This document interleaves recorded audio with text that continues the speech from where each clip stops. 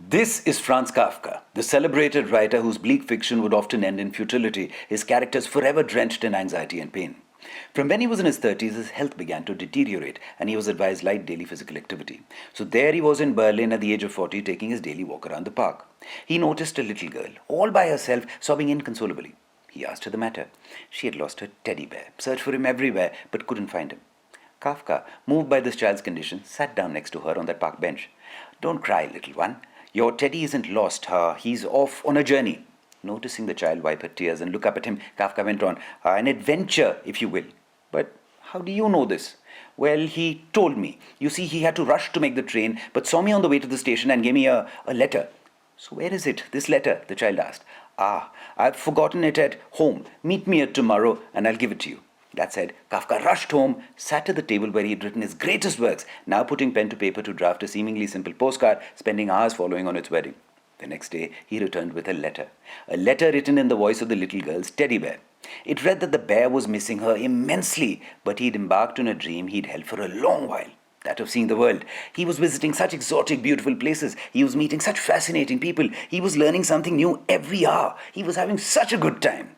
He hoped she would understand why he left, but he also promised that he would write to her every day. Hearing this, the little girl smiled.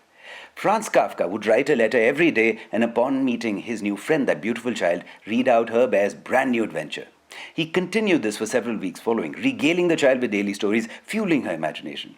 With those daily letters, Franz Kafka transformed that child's loss, her pain, into meaning.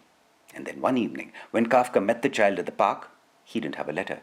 The girl was dejected, but then Kafka pointed at the bench. There was a teddy bear waiting for her. "But that isn't my teddy."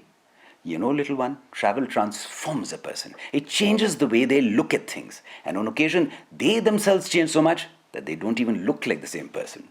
The little girl bent over to the bench, whispered something into the teddy's ear, gave him a big hug, and after waving goodbye to Kafka, left the park.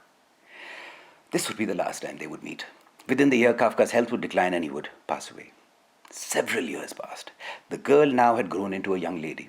While cleaning out a closet, she noticed on the top shelf her best friend from the past, her teddy bear, patchy in parts, one ear barely hanging on. Memories flooded her mind, and as she gently yanked him down, the bear tumbled onto the floor. She picked him up, and as she did so, something fell out from his side.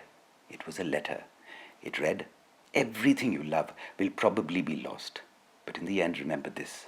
Love will always return to you in another way." It was signed Franz Kafka. Though all his fiction ended with alienation and dread, with that note, in real life, Kafka's final words wrote his most positively beautiful ending.